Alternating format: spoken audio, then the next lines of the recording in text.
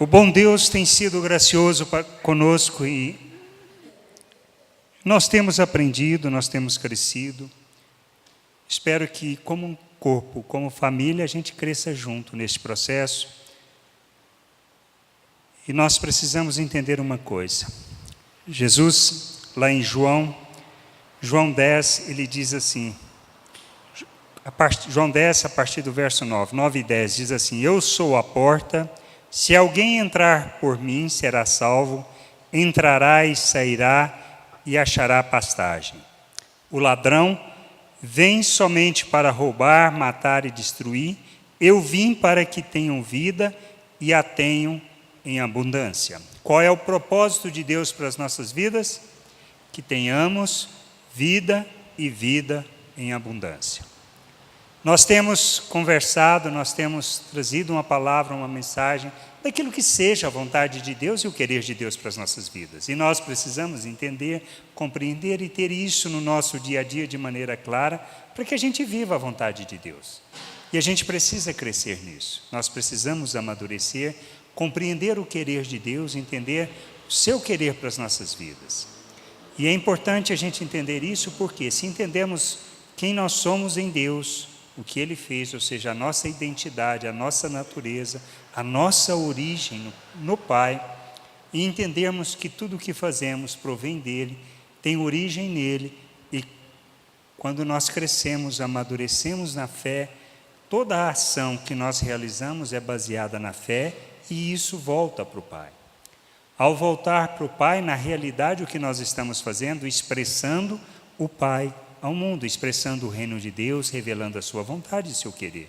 E o que Ele quer de nós? Que a gente seja como filhos, ou seja, que sejamos imitadores dEle. E é importante, é extremamente isso. Por isso que a gente precisa santificar o procedimento. E nós temos estudado acerca disso. Qual é o propósito da igreja? Nós discutimos o nosso papel na família, discutimos o papel da igreja, entendendo e deixando muito claro que igreja não é templo, não é local físico, mas somos nós somos a casa de Deus, nós somos o templo de Deus, nós somos a morada de Deus. Somos a família de Deus, somos o povo de Deus, somos a nação santa, o povo exclusivo dele, para uso exclusivo dele. Para quê? Para proclamarmos as suas virtudes. E aí a gente pergunta, qual o propósito disso? Para que a gente chegue à maturidade, para que cheguemos à plenitude de vida, ou seja, tenhamos vida plena. Ter vida plena é a mesma coisa que ser feliz? É termos felicidade o tempo todo? Não é uma questão de estar feliz ou de ser feliz. Sabemos que nós, como cidadãos do reino de Deus, nós precisamos aprender a viver contente em toda e qualquer situação. Contentamento é uma compreensão da nossa realidade, nosso estado, ou seja, o nosso entendimento de quem somos em Deus e do que Ele fez por nós. Fomos feitos filhos, compartilhamos da sua natureza, para quê? Para que a gente viva neste mundo como filho. Mas isso quer dizer que não teremos as aflições, que não teremos os problemas e as dificuldades, que não ficaremos tristes? Não é isso.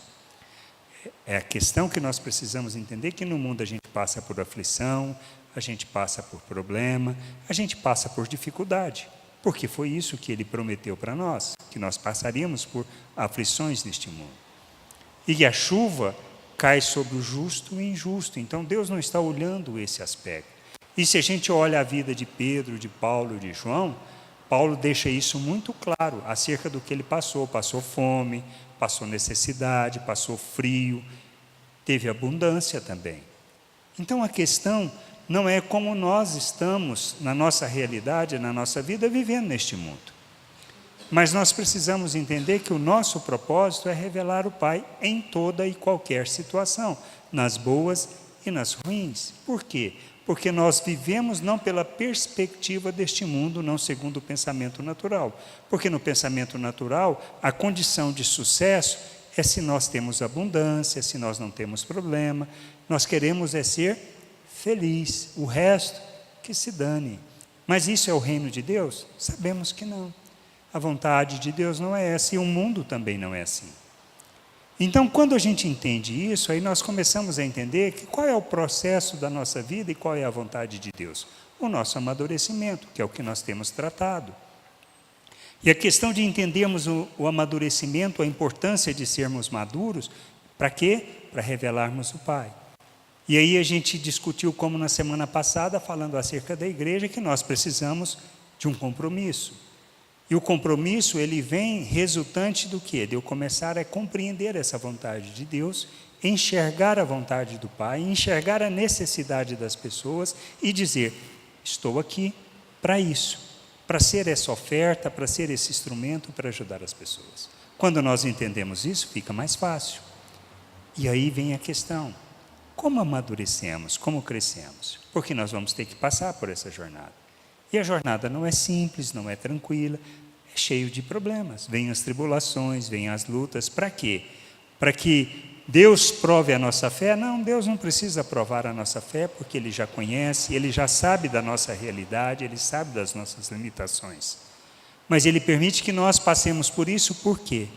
Para que a gente aprenda a ver o quão maduro a gente está, aonde a gente precisa trabalhar, aonde a gente precisa entender que nós temos que escolher e fazer escolhas diferentes, porque se trata de um processo de maturidade. Eu conhecendo a minha realidade, compreendendo o que Deus falou acerca de mim, digo assim, olha, eu não posso reagir dessa maneira nessas situações, porque um filho de Deus não reage dessa maneira. Se eu sou estúpido diante das coisas, ou grosso na maneira de posicionar, se as Escrituras dizem que isso não é compatível com a minha natureza, porque Ele diz que eu sou filho, recebi das virtudes do Pai, Ele me capacitou, habilitou para viver segundo a sua natureza, e nós temos do Espírito, e o fruto do Espírito não condiz com nada disso. Então, o que eu tenho que fazer?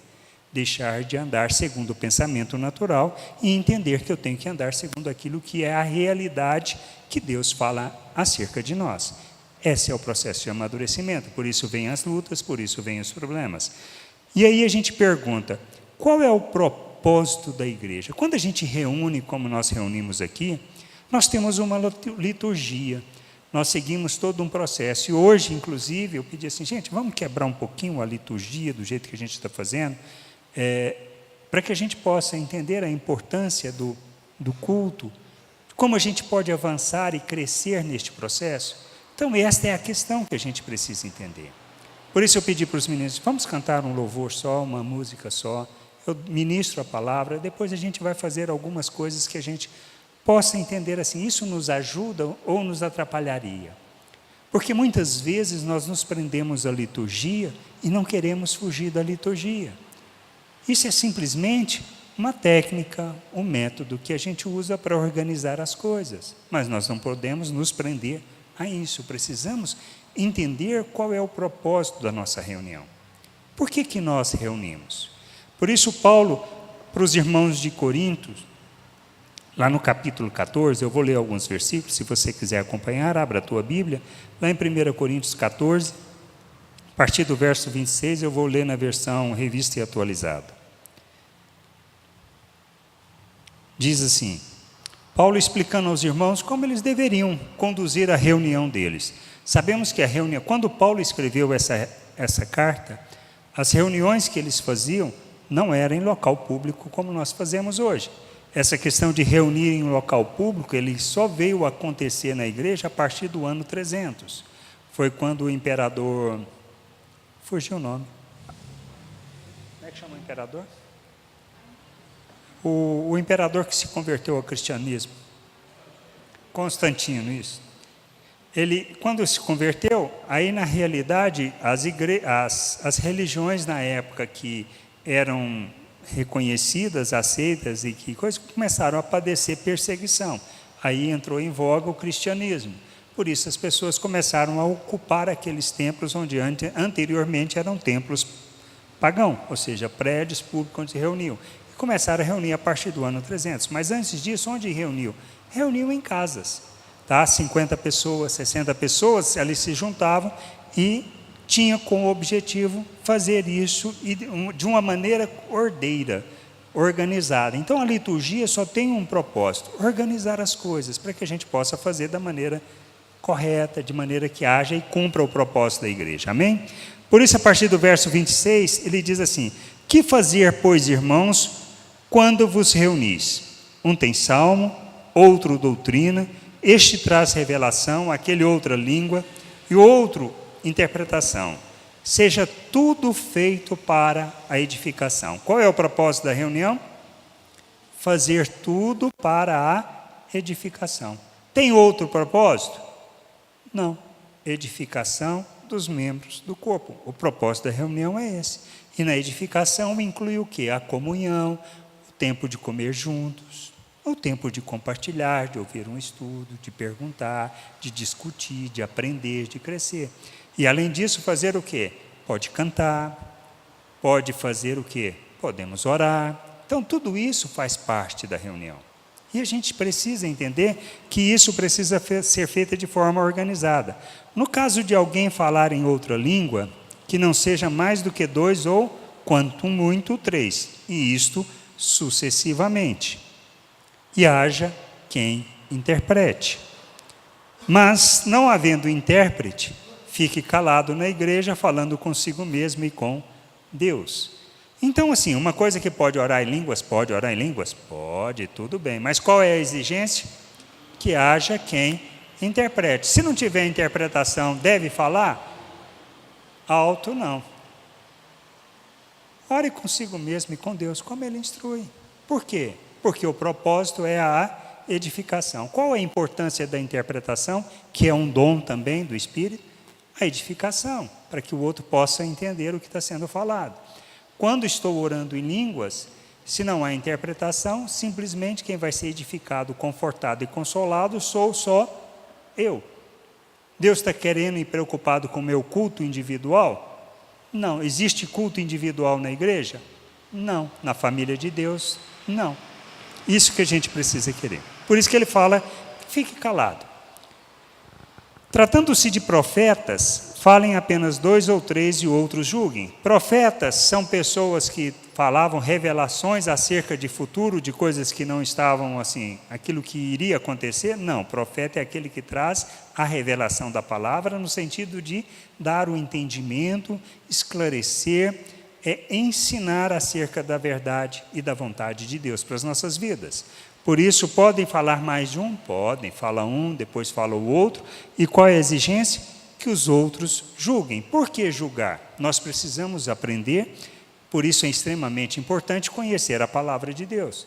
Porque se um fala alguma coisa que não está alinhada com a vontade de Deus, o outro pode dizer, meu irmão, não é assim. Não é assim que diz a palavra? Então esse é o propósito. Por isso que a gente pode ouvir todas as coisas. Podemos ouvir no rádio, podemos ouvir na televisão. Aí a gente precisa o quê? Julgar o que nós estamos ouvindo, para que nós não sejamos simplesmente esponjas absorvendo todas as coisas. E é importante a gente entender isso. Por isso é extremamente importante conhecermos as Escrituras, lermos as Escrituras. Por isso temos incentivado a ler as Escrituras. E se você leu a Escritura esse ano inteiro, o ano que vem você não precisa? Não, você deve sempre ler as Escrituras.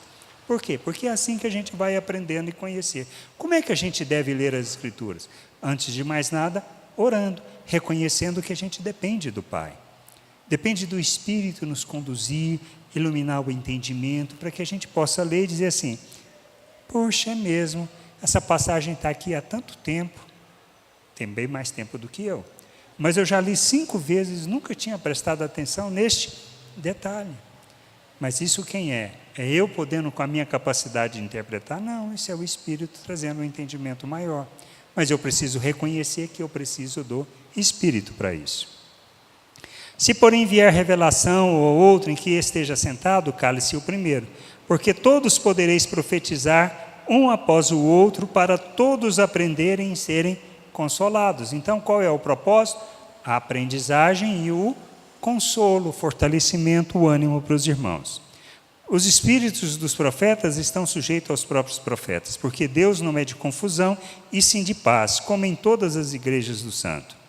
Aí ele vem com uma parte que é muito discutido e que a gente precisa entender o contexto. No verso 34 diz assim, conservem-se as mulheres caladas nas igrejas, porque não lhes é permitido falar, mas estejam submissas também, como também a lei determina. Se, porém, querem aprender alguma coisa, interroguem em casa a seus próprios maridos, porque para a mulher é vergonhoso falar na igreja. Porventura a palavra de Deus se originou no meio de vós, ou veio ela exclusivamente para vós outros? Essa questão de ensino é um problema na época, que tinha na época, para as mulheres especificamente de Corinto. Quando vocês começam a olhar e entender a história e ver a história, qual era o problema na época? Quem na realidade cuidava dos templos, liderava, organizava e puxava, eram as mulheres. E elas que faziam, e elas tinham uma postura, por isso que em outra passagem, Paulo discutindo a questão do véu, do cabelo, de cor, de rapaz, qual é a questão dessas sacerdotisas, como elas se portavam? Elas raspavam as cabeças por aquilo que elas faziam. Então, por isso que ele usa esse termo. Agora, tem problema a mulher ensinar? De jeito nenhum. Isso é um dom que Deus. E na realidade, no tempo que a gente vive, isso não é um problema ensinar. E a gente precisa entender isso. Mas da mesma maneira que a mulher ensina, todos nós devemos o quê? Julgar o que está ensinando, como qualquer um dos profetas, como qualquer um dos mestres, para que a palavra de Deus seja ensinada e haja edificação. No contexto da época fica muito claro entender, mas nos nossos dias faz sentido? Nenhum. Então a mulher pode ensinar sem problema nenhum, mas passa pelo mesmo processo de qualquer um que está ensinando. Amém? Se alguém se considera profeta ou espiritual, reconheça ser mandamento do Senhor o que vos escrevo. Se alguém o ignorar, seja ignorado. Portanto, meus irmãos, procurai com zelo o dom de profetizar e não proibais o falar em outras línguas. Tudo, porém, seja feito com decência e ordem. Ele está tratando justamente da questão do problema no culto que tinha. Como a gente discutiu e já leu e já compartilhou aqui, ele fala acerca do problema da ceia, ele fala da questão da desordem, a questão de cada um querer comer a própria comida, sem esperar pelo outro. Aí na ceia ele fala a questão do discernimento de corpo, que a gente precisa entender. Então, qual é o propósito da reunião? O propósito da reunião é a nossa edificação. Tem algum outro propósito? Nenhum. O propósito de nos reunirmos, de estarmos juntos, é para quê? Para que nós possamos crescer. E como a gente cresce? A gente cresce no processo de conhecer a palavra, de ouvir a palavra, de entender da vontade de Deus, de não só isso, nós aprendermos principalmente ouvir os cânticos, cantar os cânticos, refletir sobre o que cada cântico fala. Porque é isso que vai trazer para nós o quê? A edificação, o crescimento e o amadurecimento. E nós temos que aprender sobre isso. Por isso, tem outro propósito oculto? Não tem. É o nosso crescimento, o nosso amadurecimento. Por que a gente reúne em pequenos grupos? Para o amadurecimento. Para que vivendo a realidade, vivendo a comunhão, tendo o entendimento da vontade de Deus, a gente possa viver segundo a vontade de Deus. Qual é o propósito de Deus? O nosso crescimento. Para quê? Para que nós ensinemos outros a viverem da mesma maneira. Isso está claro? Isso precisa estar muito claro na nossa cabeça. Para que a gente não viva sofismas, para que a nossa vida seja uma expressão de louvor a Deus. Para que a nossa vida, as nossas obras, ou seja, as nossas ações, as nossas reações, diante uns dos outros e no mundo, ou seja, no nosso andar no mundo, a gente sempre revele quem? Sempre revele Cristo ao mundo. Porque é para isso que nós somos chamados. Por isso Paulo diz que ele, referindo aos irmãos, ele diz que somos como cartas vivas, como o bom perfume de Cristo. Então, qual é o nosso propósito? Crescermos, amadurecermos para glorificarmos o Pai pela maneira como nós vivemos. Qual é o maior louvor que existe e glória que damos a Deus? Quando nós, como filhos, entendemos que precisamos amadurecer, fazer obras que glorificam a Ele. Jesus disse: vós sois o sal da terra, vós sois a luz do mundo. O que mais Ele falou? Que a gente deveria fazer as obras e essas obras deveriam glorificar o Pai, porque as pessoas iriam ver as boas obras e essas boas obras iriam glorificar o Pai. E nós precisamos entender que enchemos a terra com a glória, com o conhecimento da glória de Deus, quando nós, como filhos, vivemos como filhos, revelando quem nós somos, não a nossa natureza natural, não o ser natural que nós somos, mas sim o ser espiritual que Deus fez. Em Cristo Jesus fomos feitos ser espiritual, uma nova criatura. Recebemos um novo coração, recebemos do Espírito, recebemos da vontade do Pai. E a gente precisa entender que nós temos que crescer e amadurecer quanto a isso, amém? Nós vamos cantar alguns louvores, se você quiser, a gente vai também conversar um pouquinho, e a gente precisa crescer nisso e entender da vontade de Deus, amém? Vamos ficar de pé e vamos ter uma palavra de oração.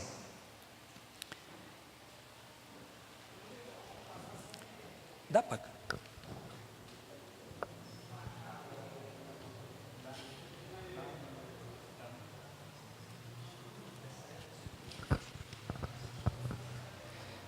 Senhor, nós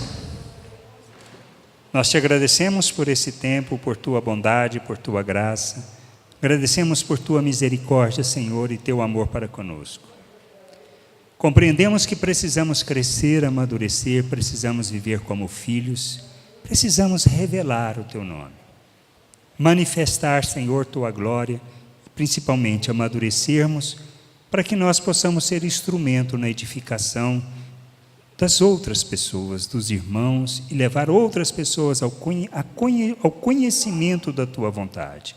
Conduza-nos em sabedoria, conduza-nos em graça, conduza-nos ao entendimento do Teu querer e do Teu desejo. Sê conosco, Senhor, neste tempo que a gente tem aqui junto, que a gente possa amadurecer, crescer e aprender da Tua vontade, Senhor. Nós oramos e Te agradecemos em nome de Jesus. Amém.